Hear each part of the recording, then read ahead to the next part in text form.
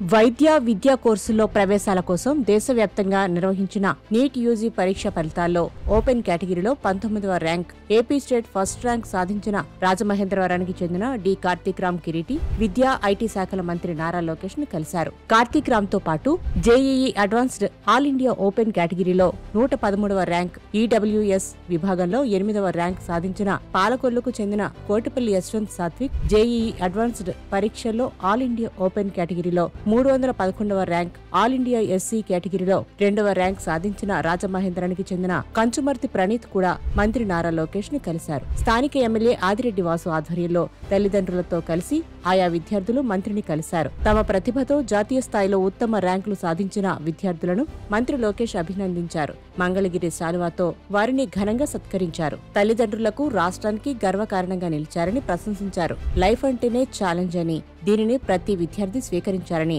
అధైర్యపడకూడదని మంత్రి లోకేష్ అన్నారు.